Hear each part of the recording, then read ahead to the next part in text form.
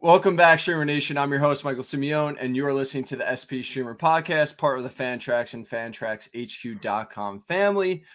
Let's welcome in my wonderful co-host, Lauren Auerbach. What's going on, Lauren?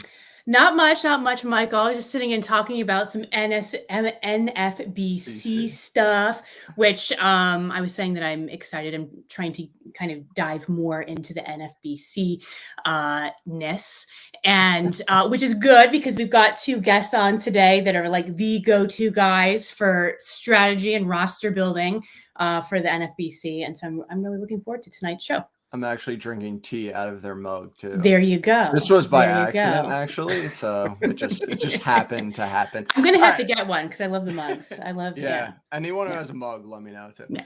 All right. So our guests for today are the co-hosts of the High Stakes Heat podcast.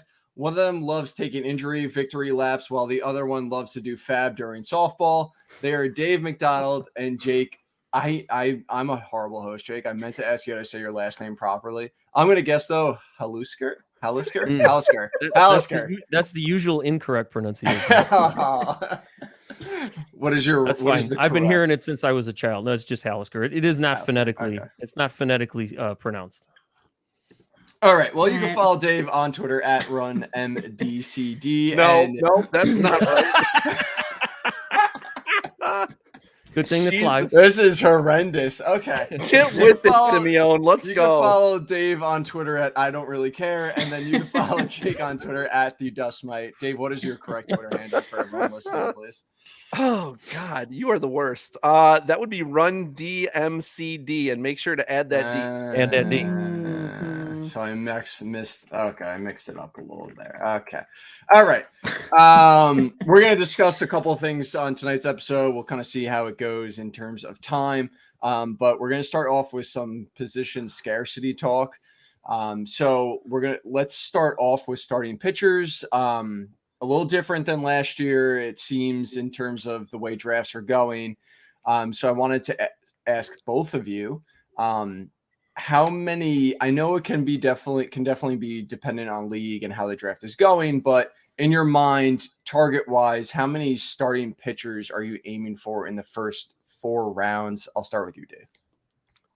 Honestly, this year is one of the first times in the last several years that I'm going to say could be 0. I don't know if I'm definitely going that way, but there's a lot of guys I'm liking right now in the 4 to 7 round range. But I also know that come time for the live NFBC drafts, those guys are getting pushed up. So I already see a lot of the guys that I really like getting pushed up already. So I'm going to say probably 1 or 2 in the first 4 rounds. Starters, probably 1 would be my guess. What was your mindset last season for it? Last season, I like there was no chance I was leaving the first 2 rounds without a starter. Yeah. Okay. What about you, Jake? Yeah, for me, it's with how closers have been pushed up in these DCs. You know, I'm coming at it with a DC mindset right now, just because that's all I've been doing. I kind of have to get a closer in the first 4 rounds, so that means I'm aiming for at most getting 1 starter. Because, like Dave said, there are a lot of guys that are going a little bit later this year that I'm pretty comfortable with having filling out the top of my rotation, and I really I feel like it's more important for me to get one of those first closers with the guaranteed jobs, at least. So at max, I'm aiming for 1. I did do my first DC and ended up with pocket aces just because I was in the back half of the first round, and that's how it fell.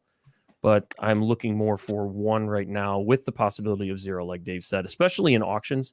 I think in auctions, I'm going to, at least right now, I'm leaning towards building a solid, like, mid-tier, number SP2 front of the rotation with a couple of those guys and then waiting a little bit. So we'll see, but that's kind of the way I'm leaning right now.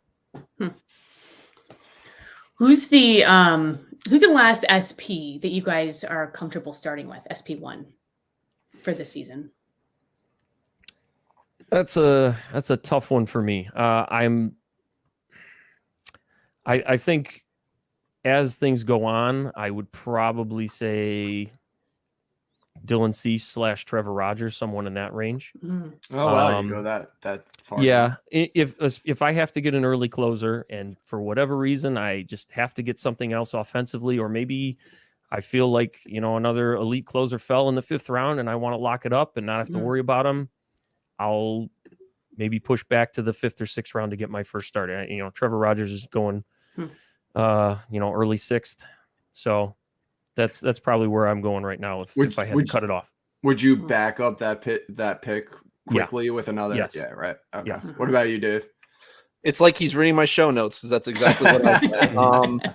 The problem is, I think both Cease and Rogers, unfortunately, are going to be going much higher come the live NFBC drafts. Yeah. Mm-hmm. Like I'm thinking possibly up until like the late 4th round, even. Like it's I think it's going to be ugly. Like that's the reason I don't think I'm going to end up waiting on stars, is because if I wait until like, say if I'm like, okay, I can take them in like the 4th and 5th, and then I only get one or I get neither, now I'm screwed. Now I don't, there's nobody else in that area that I feel that comfortable with. So like early starting pitchers, Wheeler's my cutoff. And then if you go a little later, then Webb. And if I wait till very late, then it's Cease and Rogers.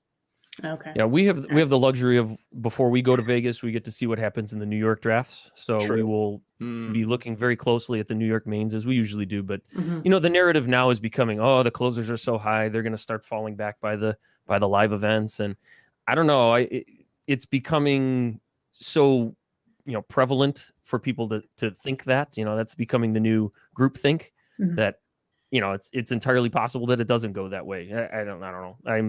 I'm not sold that that's what's going to happen, but we do see starters get pushed up a ton in the mains most of the time. So I also think there's going to be a little bit of a Phil Dussault effect with RPs as well, because he has come out saying that he wants to target those top closers this year because he doesn't think he could do what he did again last year. So I feel like everyone's going to take that as gospel. So yeah, I mean, I think that's definitely, I think they're all going to be still pushed up as well. The thing is, people are okay. Like obviously Phil, monster year, phenomenal player, but they're going to take this so far as everything he says, like you said, it's going to be taken as gospel. It's going to be like, Phil made a lot of mistakes last year, like we all do, and you don't want to follow him just to follow him. You want to definitely listen to him, definitely process it and think about it. And if it makes sense to you, then follow him. And he would tell you the same. But when it comes to closers, honestly, I feel much more confident that in my skills in finding closers than I think he does. Like for him, there's no way for him to find it using numbers, really. Like it's definitely more of a feel thing. You have to figure out, said that. Yep. You have to figure out the managers and what they're saying and read between the lines and all that stuff. And I kind of keep track of that stuff very, very closely. And we would share information and everything, and he's going to do his research, but it's not something that Phil has like this huge advantage over the rest of us in. So let's jump into closers then. Are you both on that train? I mean, I know you kind of mentioned it, Jake, but I mean, are you taking one really early, or are you trying to grab two really early right now? Because so many jobs so many closer positions, we don't really know who's doing what for a lot of these teams. So how are you guys approaching that? Jake, we'll start with you. I've done both. My 2 DCs, the first one I started out by taking 2 closers in the first 6 rounds, and it was more a matter of when the 6th round came around, I wasn't a fan of most else that was there at that time. So I did take a second one. I don't think that's going to be the way that I hit it going forward, because I do think there's a lot of opportunity cost there. It's a lot of draft capital, and that prevents me from taking, a top couple tiers catcher, one of those extra starters in the middle rounds, very likely. So I'm probably just leaning towards taking one of the elite guys, like in the Hendricks to Presley-ish range, somewhere in there. Does that change on like strategy for DC versus your main event, where one you have fab and the other you don't? So the draft and hold. Yeah, it's a lot easier to speculate on relievers in a fab league. DCs, there's so much opportunity cost, even on the back end. If you're taking 10 relievers, hoping 2 of them get a job, I mean, that's a ton of roster spots. That's 20% of your roster that you're wasting on that. So yeah, it's a lot easier to cycle through relievers to get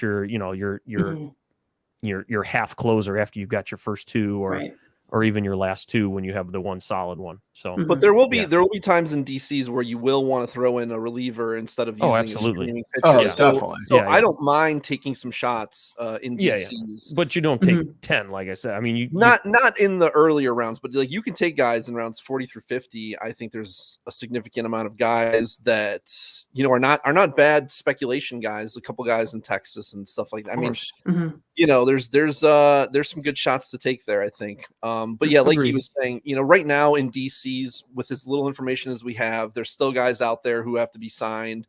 Yeah. Kennedy, Calame could close. Obviously, Jansen's still out there, so we don't know how that's going to change the landscape. And so, right now, I'd much rather take a guy in the 3rd or 4th that I know I can count on than a guy in the 6th or 7th that could easily end up not closing. So, that's the thing. People always think the closers are so much more random than they actually are, because they get screwed over by thinking that certain guys are actually the closers when it's wrong. Like they're not actually the closers. They're just guys who they're like, well, they closed last year, or they closed out at the end of the season. That doesn't mean that they're going to be the guy moving forward, unless they're that definitive closer, that guy who's closed for years, that the manager thinks, okay, this guy's a closer. Like the guys like Melanson were guys who we thought would get a job last year, not because he's the most skilled, but because he's been doing it for so long. Yeah, so like, or people want to lean towards the most skilled reliever in the bullpen, saying, "Well, they should be the closer," so the manager's going to naturally make them the closer, and it's skill versus role. Yeah, we know it doesn't work that way. It's always role for closers, always role. I mean, they just have to be good enough skills wise to keep the job. Or you want to speculate on some skills guys. That's fine. In a DC rounds 35 to 50, you pop a couple of those. Sure, they could get the closer job, but you're in a fab league, in a 30-round league, taking your Devin Williams and stuff like that, or I guess that's not a great example, but even taking 3 guys like Anthony Bender, if you have 2 other closers, that's just a waste. You're not going to keep all those guys in a fab league. Right. So, Dave, did you answer the question? So you're grabbing RPs early, or? Yes. Like I was saying, in DCs, I am taking at least 1 early in a DC. Maybe 2. It kind of depends on how the draft's going. It depends on who falls to me. There are a couple guys I'm comfortable with speculating on later, and I'll throw more picks at it if I don't have 2 definitive guys in the DC. Okay, so let's say we're closer this season and we know a lot more about who's likely going to be the closer for certain teams and stuff like that. Are you guys still going to be pushing for early relievers, or you think that's going to change for you personally? Go ahead, Dave. I mean, yeah, the market's going to be a little friendlier when there's more jobs out there. So it kind of depends on where these guys go. It depends on where Jansen, Calame, Kennedy, maybe even guys like Boxberger, Rich Rod, Tepera. But I'm still going to want to get a closer by the time Will Smith comes off the board. And then for my second guy, I might go with 2 of those, or I might wait and take a guy a little later, maybe a guy like Trevino or something like that. Or I do like Ian Kennedy a lot. Jansen's going a little later than he should right now. So that it kind of depends on the draft, though. Okay. Yeah, I'm in the same boat. I'm still likely going to take 1 elite guy, but I will be a lot more apt to relax on the second one once we start to see a lot more jobs become stabilized. All right, let's move on to first base. It seems like there's solid depth at the position. Will any of you guys have shares of the first baseman that are going early in drafts? I already know Dave's answer to this, but Vlad Guerrero, Freddie Freeman, Matt Olson, or Paul Goldschmidt? Snake draft, likely not. Auction, I'm not ruling it out. Okay. You gotta keep an open mind in the auction, because you never know when a guy's going to go for $4 or $5 below cost, or at least your perceived cost. So I will not rule it out. I'm not going to be owning Vlad Guerrero. I can guarantee you that. Likely not Freddie Freeman. Honestly, the most likely of me to own is Goldschmidt out of those 4, but it would have to come at a discount in an auction, because like you guys have said, I have a lot of guys that I'm comfortable with taking in a cheap range for first. That's half of it. The other half of it is I need to get resources at that point in the draft that I can't get later in the draft. And those guys give me none of it. They don't give me steals. I don't get an ace. I don't get a closer. And that's what I need to be taking in those first 4 to 5 rounds where they go. And there's, like Jake said, there's a lot of first base depth later that I'm comfortable with. All right. Let's move on to catcher. Are we drafting catchers early, middle, later? What's your guys' typical strategy towards it? I kind of bounce around on catcher. When I'm in the DCs, I like to kind of play roulette with the catchers. I don't like to take an elite catcher like Dave likes to do, because if you don't have an elite catcher, your draft is bad. We all know that. So it's not my thing. Are we talking about DCs here? Or are we talking about very different strategies? They're very all right. So tell me both. DCs, I play catcher roulette a lot of the time, or I'll take a guy that's like on the back end of like the third DCs team. last year, Jake? What's that? How did you do in DCs last year, Jake? Cashed in one.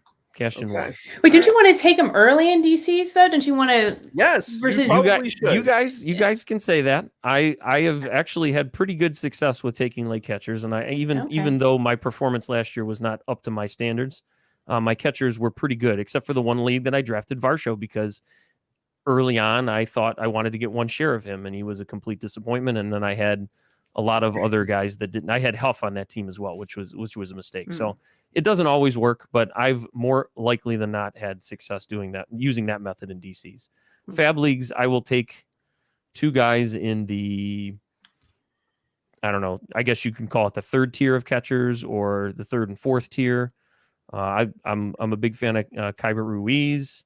I think he's going to be on a decent number of my teams this year. That's kind of the range that I like to look when I want to start looking at my first catcher in any kind of league, really. So last year I had all the Sal Perez, right? Because the reason was because I didn't have to take him in that like first 4 round range. The first 4 rounds are really difficult for me to get away from getting those, the steals, the ace, the closer. That's really where I'm going in those first 4 rounds, where I want to start looking at catcher around 5 and after. And like that last year, I could get Sal Perez between round 6 and 8 pretty much constantly. And the thing was, he was playing every day. Like the Royals play him at catcher, they play him at DH. He never comes out of the lineup. He's got massive power. The RBIs are there, and you have such an advantage at catcher that you don't have at any other position, because people are starting catchers who are only playing like 1 to 3 times a week. And if you have a guy playing 7 times a week, like, even though they're not always going to put up monster numbers, the difference relative to what they're playing is massive. So I'm looking at catchers and saying, where can I get the guys playing every day or close to every day that can potentially give me good enough numbers? Like guys going like a little later than the first 4 rounds, but I do want to get a guy somewhat early. Maybe a guy like Varsho or Contreras or Kybert, as Jake said. There's a couple of guys a little later, depending on the type of league, that I would consider as catcher 2 as well. Yeah, but I mean, right now, Sal's min and max, his min is 13, which is that's crazy, right? No, can't do that. It's just like, no. Yeah, no, I hear you. It's so funny because in one of my home leagues, it's pretty shallow. It's like a 12 league, like 1 catcher. And I've always been like one of these draft catchers later. But I've really come around to, I think, especially looking to kind of the NFBC, where you've got the 2 catchers, and especially with that, with the DCs where it's the draft and hold. I kind of started to subscribe to this idea of, you at least have to take, one like pretty solid one, but I think I am on board with the 2 solid ones. But I don't know. That's me. So I saw something interesting actually on FTN where they dove into the catcher position for DCs, and they found out that some of the more successful teams, as well as DC players, they actually always took catchers later in drafts. Oh, really? Well, which I was surprised, because I also have had someone reach out to me who is a very good DC player too. I don't know if he wants to be named, but anyway, and he told me that it's extremely beneficial to take them early. So I feel like it's so kind it of can work. It can work, and it matches your drafting style. It can work either way. Right. Yeah. Exactly. So I will say there's 2 reasons to get. There's one reason not to draft catchers super early, because catchers get injured more than any other position, because like they're involved in every single play, every single pitch. you can get a finger jammed. You can get, there's so many ways that catchers can get injured. The wear and tear on their knees and all that. I mean, so I don't want to expose myself overly to taking catchers super early, but after the first 4 rounds, then I'm more open to it. And the reason I like to get that one catcher early on is because if I don't and I have to get 2 later, I'm not giving myself that flexibility later in the draft. I have to force those guys in there. If I already have one, I can wait on the second guy, and if there's a couple targets, I can see how the draft is flowing and pick one up. That's why I always want to make sure I'm as balanced as possible, because that way you can take advantage of what the draft gives you, whatever falls in the draft, because you're never going to know from draft to draft what's going to be there at any given point. All right. Yeah, let's move on to third base now. So we'll start off with, is it as shallow as everyone thinks? Let's start off with you, Jake. I mean, I would say that it is shallow-ish. I don't think it's as bad as the whole wasteland turn gets thrown around a lot, and there are a decent amount of guys that I would be comfortable with as, say, my corner after. But what about your starter? My starter, I could go down to, I don't know,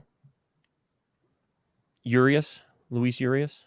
I think I can work him in there. In fact, I did in my first DC. I worked him in as either my corner or my middle, or my third baseman or my middle. I like him, but a big part of his value is his flexibility. He's 3 positions eligible. That's true. You don't want to stick him at your starter. So Jake, you'd be okay I'm with not only Moncada? drafting him. He's not my only third baseman I'm drafting, Dave. No, I'm not. I'm not a Moncada guy. We're talking about your starter, though. Yeah, he'll be in my starting role a number of the weeks out of the year. That's fine, but you're always going to pick somebody else up, man. You don't draft a third baseman and say, "Okay, I'm set at third base." Obviously, come on. So then you basically think that it's like you wouldn't subscribe to this idea of pushing Reilly up. He's right now, his ADP is 53, and he's being drafted as the 4th third baseman. But it sounds like you're fine with not kind of. I'm fine with not. I will say, I mean, full disclosure, I did take Austin Reilly in my first DC, and I was pretty fine with it. I took him a little earlier than his current ADP, and I'm of the belief that I'm not that worried about him losing that much of the output that he gave us last year. I think there are too many things in his profile that call for him to be a pretty high BABIP player, and everybody's calling for him to regress a ton. I don't think he's going to regress a ton. I mean, yeah, there might be a little bit of give back in the average. I'm not drafting him expecting a 300 average again, but I expect a 275 to 285 average, and I'm going to be totally fine with that because he's going to be still hitting in the middle of a great lineup, giving me a ton of counting stats and hitting for a good amount of power. So I'm fine taking Reilly. I'm obviously, if I'm, if I had my druthers, Jose Ramirez would be my third baseman in every league, but it's not going to happen all the time. But there are a number of guys up there. I'm totally comfortable with Devers, Machado. I skipped down a little bit. I might have a Bregman share, and then I'm going to bounce down a little further because LeMahieu is fine. But again, you talked about flexibility, Dave. So he's got 3 positional eligibility, so I can't draft him as my starting third baseman. So I'm gonna let that one go. I'm a little opposite of you. I feel like it really falls off to where I'd be nervous with a lot of these guys as my starting third baseman. I think after Reilly, I get a little worried. I guess I could settle. I don't know. I guess Bregman is okay. But I feel like Riley's being pushed up because I feel like that's where that cliff is. So that, and it is that's drop, why that's why I'm okay with where he's going personally and why I'm taking him. But what about you, Dave? Yeah, I mean, outside of J-Ram, Devers, and Machado, I kind of hate the thought of anyone else as like my starting third baseman only player. Austin Reilly, I like him. I had him a lot last year, but he's kind of the same type of hitter as those third basemen or those first basemen that we were mentioning earlier without the track record. I don't think he'll hit 300 again, but I don't think he'll be a bust either. But it's hard for me to take him in the first 4 rounds. So if he's there in the 5th round, I think he's a consideration. In the 4th, I don't think I'd take Reilly there. I'd probably wait on Bregman and take him where he goes. And if not, I guess I'm mixing and matching some guys later and hoping that I can find a guy who can be good enough to be a starter, even if I'm drafting them more in the range of being a corner infielder. Mm-hmm. Wait, so Michael, is your cutoff Austin Reilly? You're kind of uncomfortable after that point? Yeah. So far, Okay. every draft I've taken a third baseman before. Well, I mean, Austin Riley or earlier. I think one draft they got pushed up really high and I missed out. And I think I ended up with, I don't even remember. I want to say ended up with Bryant, but I could be wrong. But yeah, I've been focusing them pretty early on. Okay. No, it won't be the only time that you miss out on one of those four, Michael. So I think That's true. you're gonna have to get used to the fact that it's gonna happen again, most likely. Yep, and it's very true. You're especially playing a 15-team league. You are never going to be comfortable with every starter you have, and right? It's just a reality. It's a fact of playing a 15-team league. So if you don't want to get stuck with one of those other guys, just play auctions all the time. Yeah. There you go. Yeah. Okay, let's move on to discussing NFBC DCs. So for those who don't know, that's Draft Champions Leagues, which are draft and holds. You draft a large roster, and there is no fab. It is all whoever you got, and you got to set those lineups. So my first question is, in a sense, kind of stupid because you obviously want both. But if you had to be more focused on plate appearances or innings pitched, which ones you be more focused on? Basically, are you targeting, players, hitters that are going to get more playing time early on, or more so pitchers that are going to get innings pitched? If that makes sense. Yep. Jake, well, you have to have both. you. You have to have both. But for me in DC's, ABs are king because the amount of players that are going to have full-time at bats proportionally to the amount of starters that are out there that are going to throw a decent amount of innings it's a smaller amount. It's a smaller proportion or a smaller ratio. So I am looking to stack as many at bats as I can. And as Dave has alluded to, flexibility in DCs is very important. So one way to make sure you can maximize your amount of ABs is by getting as many of those flexible guys as you can within reason, and you can kind of shuffle them around as much as you need to.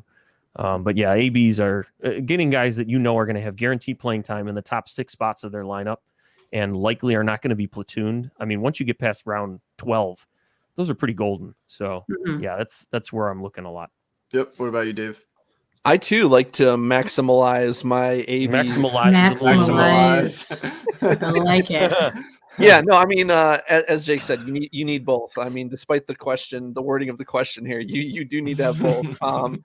So in the first 35 rounds, I'm very concentrated on hitters. I want to get some aces that I can depend on, who can give me innings, who can help my ratio sustain, and then later I'm filling in the draft in the last 15 rounds with mostly relievers and starting pitchers that I'm hoping I can stream for a few starts. They might not get me great ratios. They might be mediocre at best, but if I can get them, when they face the Pirates or the Guardians or some of these weaker offenses in baseball, I can, guys I can throw in there against them and guys who can give me some innings. So I assume are you guys shying away from prospects, given kind of the uncertainty about how they'll perform, and then also that the question of plate appearances? Playing time. Yeah, not completely.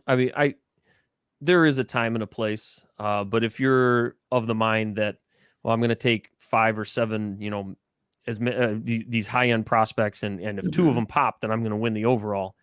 It doesn't work that way. It just doesn't. You are not. It's not a winning strategy at all. Taking Adley Rutschman and Bobby Witt and I don't know, one of like a Josh Jung in the first 20 rounds, and then if all these guys pop, I'm winning it. The likelihood of that happening, while it's not 0, it's not more than maybe 10-15%, and then you got to hit a bunch of other stuff right too. So just even in the back half, and Dave, you'd talk about this too, but even in the back half of the draft, stockpiling prospects just doesn't work out. Doesn't work. No. Yeah, it feels like, because people see 50 rounds and they're like, oh, I got 50 players, I can take all these shots, YOLO, baby. It just doesn't work that way. Like, there's gonna be so many injuries. Like, come June, half of your roster might be on the IL and or COVID IL. Like, you're going to need all of these roster spots, even those late ones. So don't throw any pick away. And, you know, I do think that there's a time and a place, like Jake said. I do take some prospects like rounds 30 to 40 or even 50. If I think that there's a guy who I think has already pitched at AAA, then they've kind of mentioned, especially like hitters, pitching prospects I try to stay away from, because even if they're up, even if they're supposed to be really good, they're often not. I mean, you see what Logan Gilbert did last year. He wasn't bad, but he certainly wasn't worth where you took him, and you had to hold him for like 2 months before he even came up, or a month, or I don't remember what it was. But and then, you know, Baz was up for like 3 starts, you know, and it's just like there's just not that upside with the starters. But with the hitters, like, I do think, even though Jake used this as one of his examples, I do think Jung could start up with the Rangers. So for where he goes, I think he's actually a pretty solid pick. Maybe Bryson Stott with the Phillies. There are guys here and there you can take, but I'm not taking them early. I do think there's a possibility that Witt does start with the Royals. I've heard a lot with like the new CBA everybody wants that to change, so they don't have to do the keep them in the minors for 2 months thing anymore. But I just don't know. You know, I don't know if I want to go for it this year. If they make that change next year, I might be more willing to jump up guys like Witt, you know, to start the year. Right. But I don't know if I want to do it this year. And I'm definitely not stashing any guys like Julio Rodriguez, who was only in AA last year. And might only be up for a cup of coffee, if that.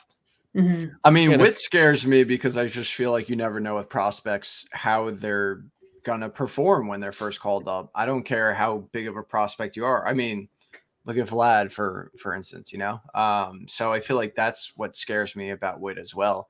Even if we know for a fact he's starting the year up at the majors, I feel like he's still such a big question mark. In general, I like to target prospects who have a lower K percentage and can also walk some, because those guys who come up who are like 25 to 35% K rate in the minors struggle real bad in the majors when they first come up. Definitely. And if Witt is a risk that you're willing to take, that's fine. If that fits your style, your build, what have you, that's good. Just don't compound that risk by doing it again and doing it again. Build around because it, then you're limiting your possible outcomes by quite a bit. And make sure you have a lot of other middle infielders to back him up with for if he doesn't work out, if he doesn't come up, you know, etc. Like, I drafted Witt last year stupidly, and he never even came up all year. Yeah.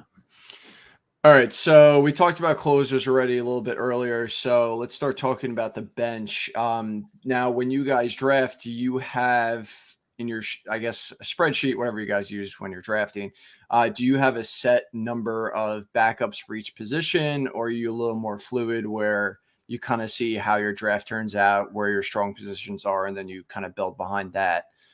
So if you guys could talk about that a little bit, we'll start with you, Jake.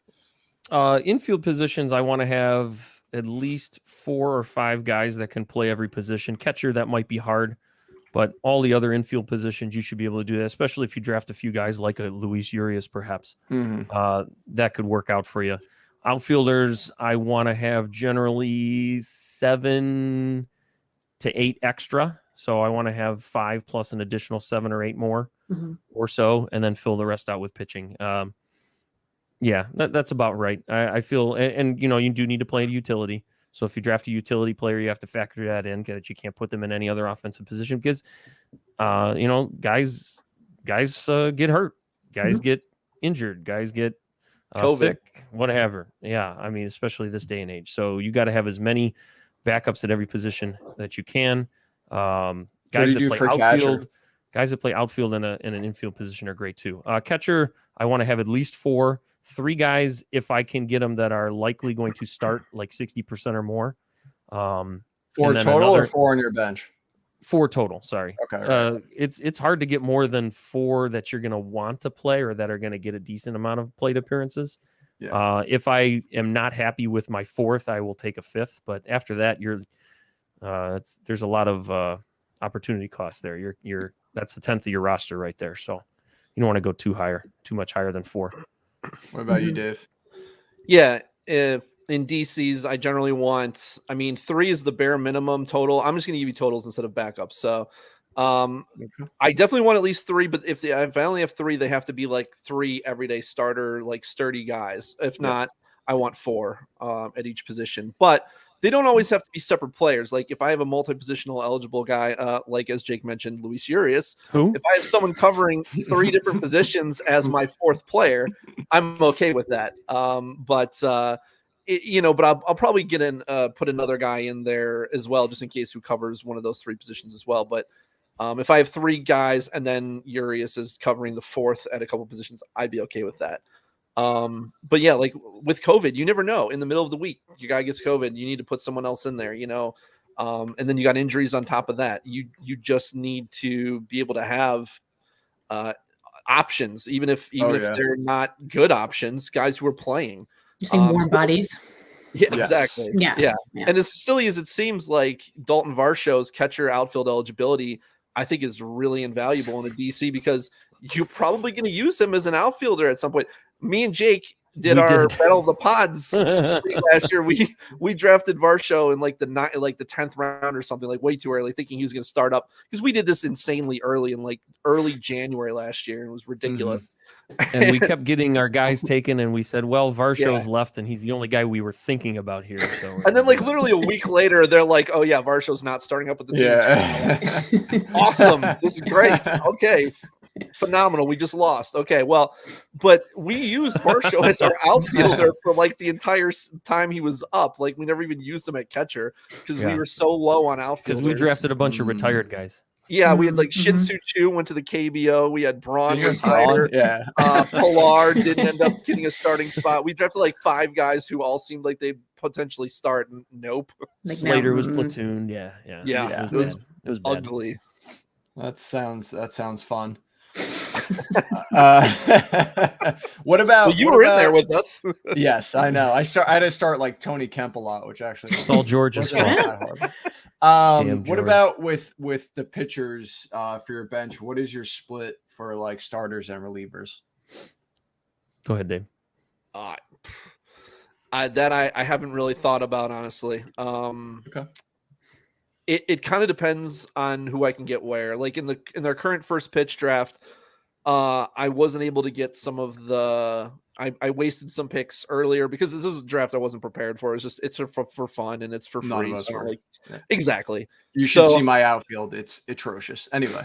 Yeah, no, mine as well. Like I think right now I have to start Randall Grichuk for what it's worth. So that's not a great position to be in. But I'm kind of debating between whether just with the end of this draft, kind of going towards relievers who can get me good ratios and kind of not worrying as much about winning Ks and wins and stuff like that. I don't know, because if you're not able to get, I think you need to be fluid, but I think you want to get probably want to get 15 starters at least if you can. Yep. That's right. What I was going to say.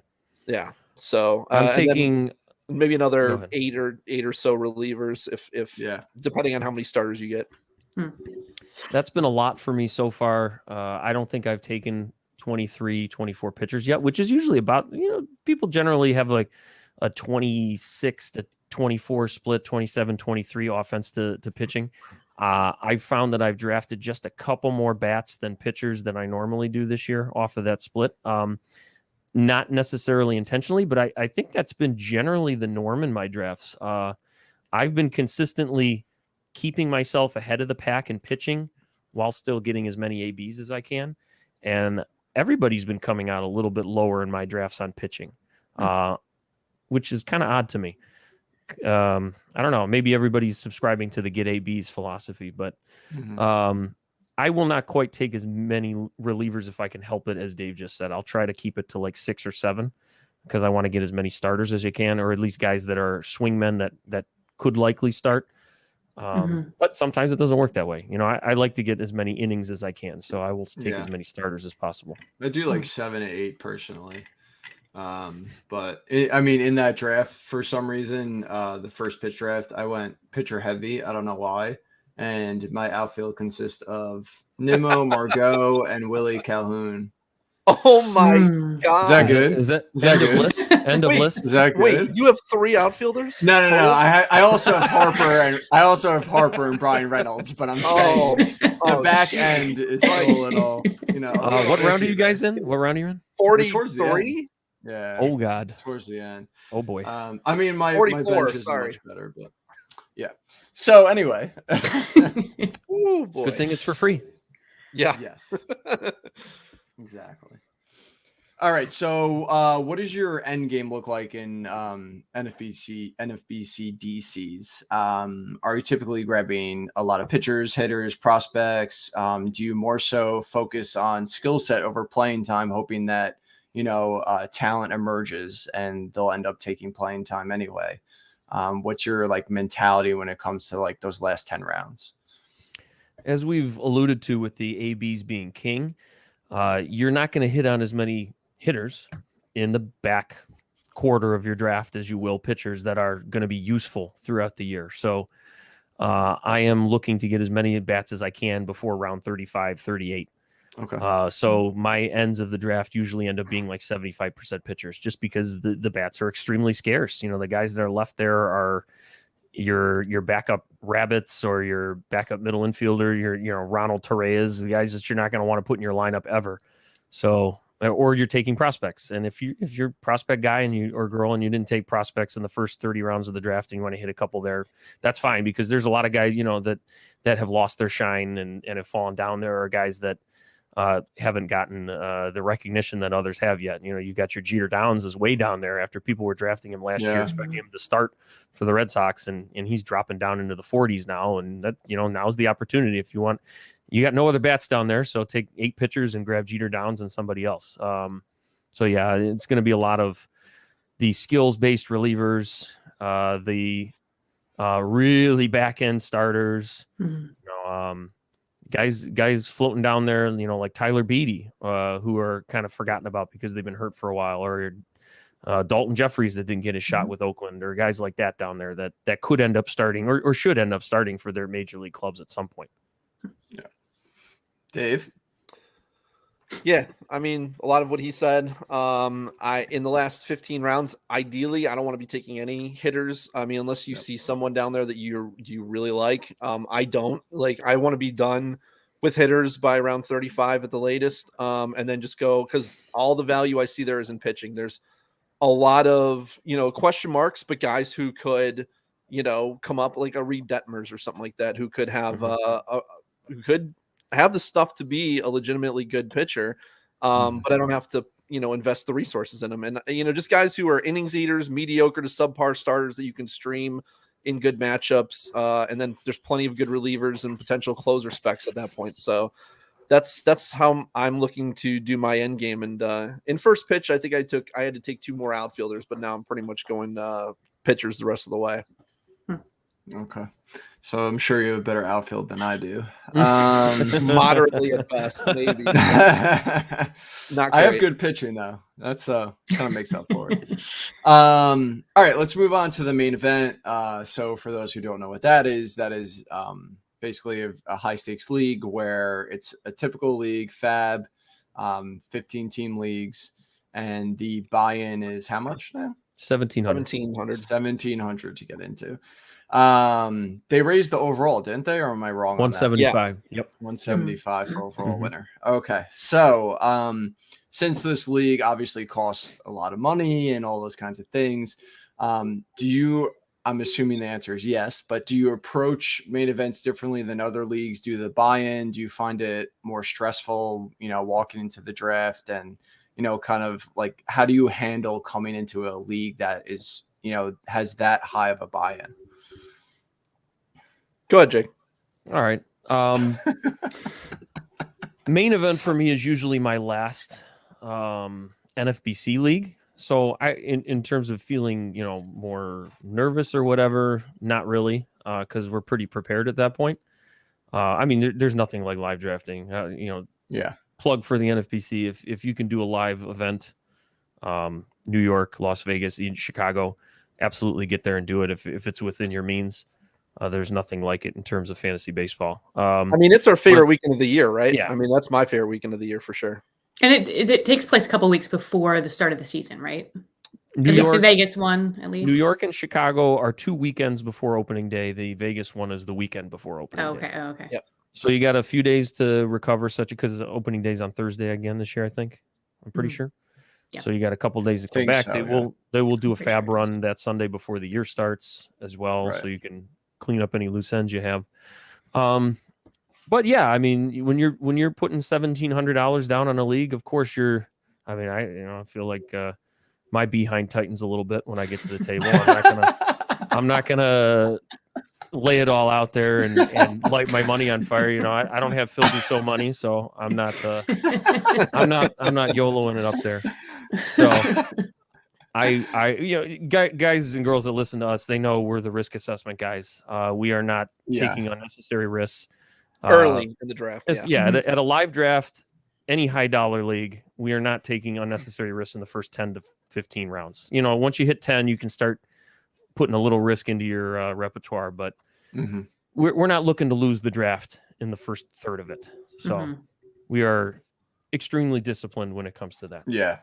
A big thing, and you just use the word YOLO. The big thing is the biggest mistake people make when they've never played NFBC main event is they think, well, to beat all these other good teams, I'm going to have to take these huge risks. I'm going to have to take these YOLO picks. Like, let's put DeGrom with Kershaw and all these other. It's like, no, this is how you lose. This was my boy Justin Mason's first NFB experience. He drafted all these high upside, volatile, injury risk players, and he left the room thinking, "Man, I just won that shit." And he comes out and I don't remember who he talked to, but some NFBC veteran, and they were like, 0% chance, bro. You've got no chance with that team. Yeah. And that's the thing. Like, you win with production. You win with not missing on picks. Yes, you want to hit upside, but you look at Phil last year. Where did he hit? Yes, he had DeGrom, and he certainly helped him in the first half of the year, but then he got nothing from him in the second half. That's not why he won. He won because of guys like Carlos Rodon and Robbie Ray that he took late. That's where you take your risks. You take those big upside shots late. Rounds 20 through 30 are all about speculating on upside because, those guys are going to suck anyways. You look at your rounds 20 through 30 picks, and like 8 of them usually flop. So I don't mind missing in those last 10 picks at all. I'm not afraid to take risks there. What you don't want to do is take those risks in the first few rounds. Right. Do you always go in with the mindset that you're going for the overall versus just winning your league? Yes. If there is absolutely 0 point to playing the main event if you're not going for the overall, because you can play, you can do a $1,000 satellite league, you can do, a $2,500 super league if all you're going for is to maximize your ROI, your return on investment. So, to give you the best percentage chance. Obviously, you can do that if you win the overall, but your chances are lower. You're playing for that overall. That's what you're in there to do. You're not just trying to win the league. Now, if things happen along the way and you don't have a shot at the overall and you're just going to switch to going for the league win, you can do that too, as I think, Jake, you had to do last year, right? Yeah, in my main, yes. I did I made the decision to punt saves mid-June, which was very early, but the writing was on the wall that the team was not winning the overall, because if you don't draft a balanced team that's solid all the way around and you don't supplement it with fab pickups in the early going, you got no shot. You got no shot. And that's, even if you have great injury luck, you still have no shot if one category underperforms. So I made the decision to punt to win that league, and I didn't do that either. So last year the main didn't work out for me. But I'm going to echo what Dave said. You have to. Like, there is literally, like he said, no reason to play these leagues unless you're going for the overall as well. You're only going to make 4 times your money, 4.5 times your money, whatever it is now, on these leagues. If you just want to win your league, play Fantrax, play an NFBC satellite, get 7-8x your money. Do that. Don't screw around with a live event unless you're going to gun for that overall. Now, again, like Dave said before, hearing overall, people naturally think, I got to hit on these big players. I have to take these risks. We're not saying do that. We are saying draft the most solid team that you can with as little early risk as you can, and make sure you fill all your holes as the year goes on. So when you do that, you got a good shot. Like, when I got my overall in 19, I felt uncomfortable with the team in terms of the overall, but my goals going in were to have a solid team, and I didn't think I came out of it with that solid team. So I hit really heavy fab in the early going, and some of the guys that I took late, kind of like Phil this year, they panned out, and it propelled me up to where those fab Josh Bell's monster year. Yeah, Josh Bell was a guy I was comfortable with as a corner infielder. $2. Josh Bell, boom. And Wow. I don't remember who it was, but you didn't get the guy you wanted, and Josh That's Bell right. was there, and you were like, all right, That's I'll take Josh Bell. It was two guys. I don't even remember who it was. There were two guys I wanted at corner, and Josh I Bell can't was remember number 2 either. on the list. I Yep. didn't go for I didn't get the other guy. I took Josh Bell. Avi Garcia for $1. A number of starters that were $2. You know, when you're going to make mistakes in the draft, not every pick in the first 10 round, even if you do it as safe as possible, is going to always work out. So you got to hit those picks late. But if you're taking solid picks and not just risking it all everywhere, even in those backgrounds, I like Dave said before, though, you got to take some risks in the back third, because you are going to drop some of those guys. But yeah, I'm rambling here. Go for the overall in your mind, but we're there. don't We're forget there about your league. We're there for that 175K, baby. That's right. You're not playing the main for anything else. If you draft a solid team to win the overall, chances are you're in the top 3 in your league anyway. Right. So why not just draft draft a team for the overall? Right. So one of the things I struggled with last year when I really first dove into NFBC was at what point to start chasing categories to move up in the standings. I didn't know if a certain point was too early where I would end up sacrificing the other categories, and then like it just would end up backfiring on me. So I feel like that's something it's an interesting topic to discuss, because I remember in season I was asking a couple of people and I got a couple of different answers. So I'm curious as to both of your takes. Like Jake, I know you punted, you said it was early. But I mean, at what point are you starting, like if you're behind in bags, at what point are you putting in someone who's gonna be lacking in power, but at least will get you those bags to hopefully move up? At what point in the season are you starting to do that? So it is tricky, and it's I'm sure it's team dependent. It's not a universal answer. What's like too early? You know what I'm saying? Like, because you don't. I mean, you got to look at what resources you have. I mean, like, you can look in April and say, okay, this guy who I expected to run hasn't run yet. Will he start running at some point? Maybe, but you can no longer count on that. So, you can even start, assessing, in late April. But in general, I start doing an honest assessment of where I'm at around like late June, early July. At this point, there's still time to make the necessary adjustments, but you need to start taking action.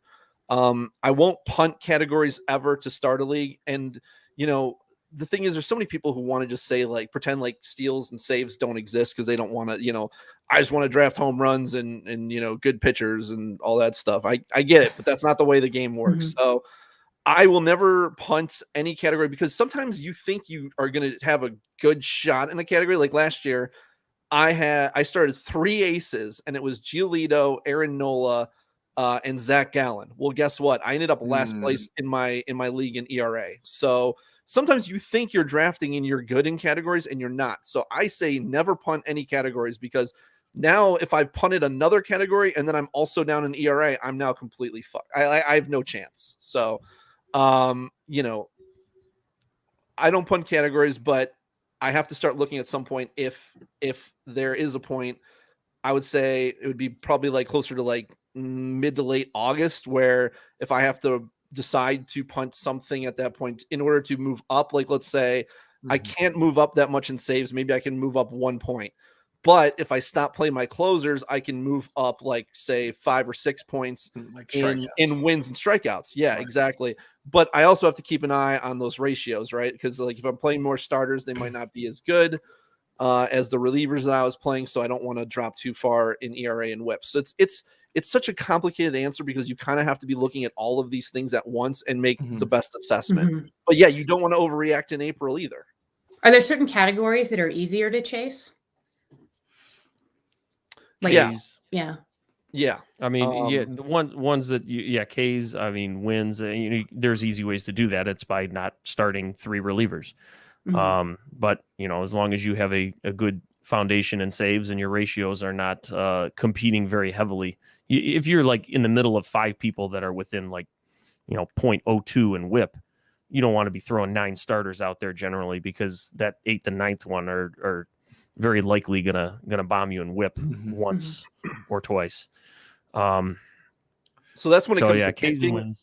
on the hitting side, I think runs and RBI are the easiest to manipulate because you can stream hitters very easily in the back end. Yeah. Look at the upcoming schedules, find guys who, the thing is most people stream pitchers, but they don't stream hitters, and streaming hitters is the better way to go because they don't have the downside of those starters where when you're streaming starters, they can bomb your ratios. You don't have those ratios other than average with hitting, and average in a week, it's too small of a sample to really even, do much. So I'm looking for guys who have those extra. I'm looking to churn my bench and to add guys in who have 7 games or play in Colorado for half the week or stuff like that. And I'm making sure I'm maximizing my ABs as much as possible. And that way I can catch up in runs and RBIs pretty quickly.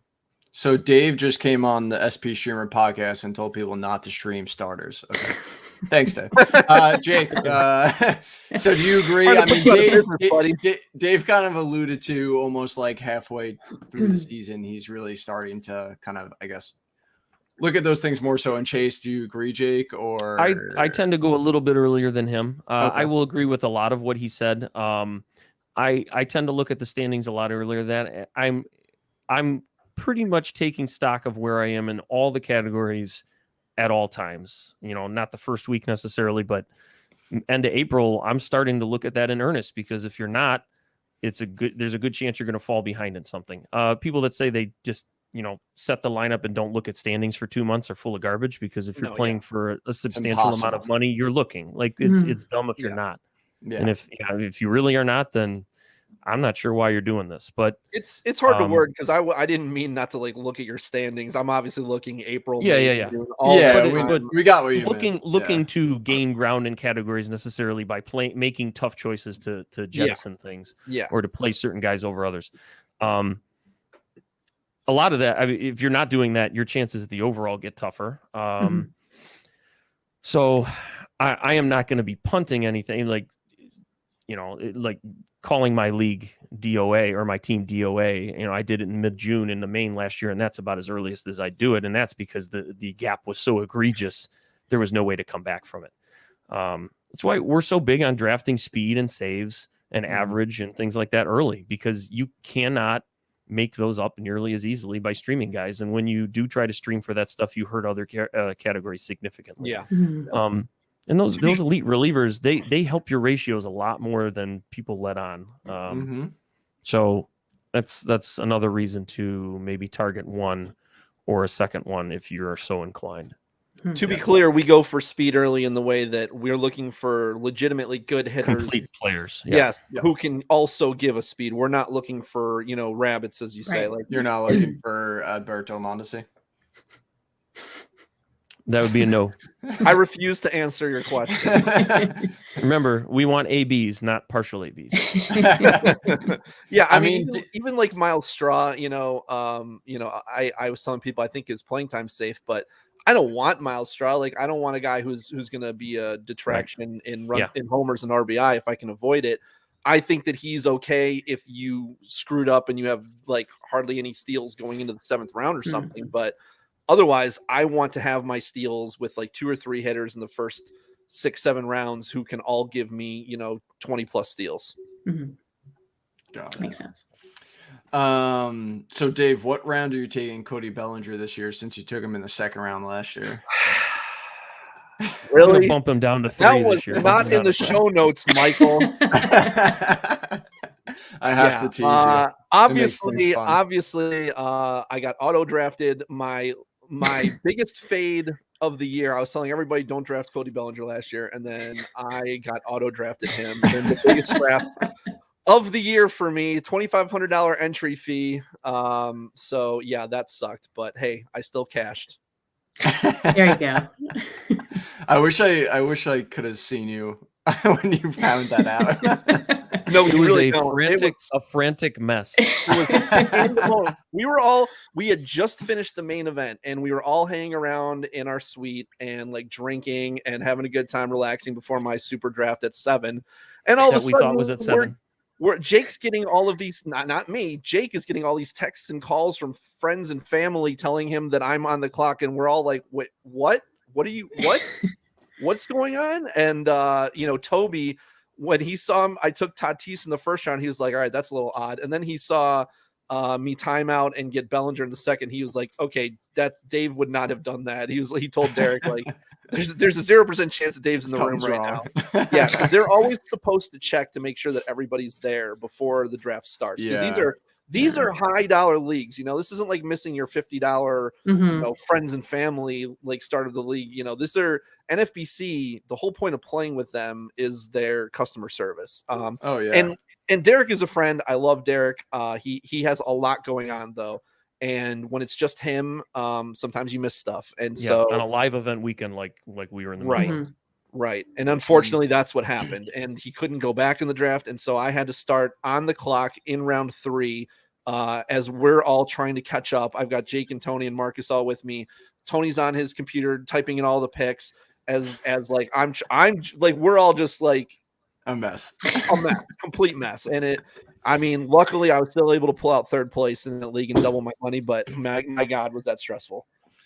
Lauren, when you start playing NFBC, make sure you know your time zones, okay? Yeah. Otherwise, you could end up like Dave over here. That's the thing. We thought it was a live draft in Vegas for whatever reason. They changed it to online without telling. Usually, they are the supers on the live draft weekend. It's people in Vegas and people online. Oh, okay. They made the time the Eastern time zone online time, and we got thrown by that.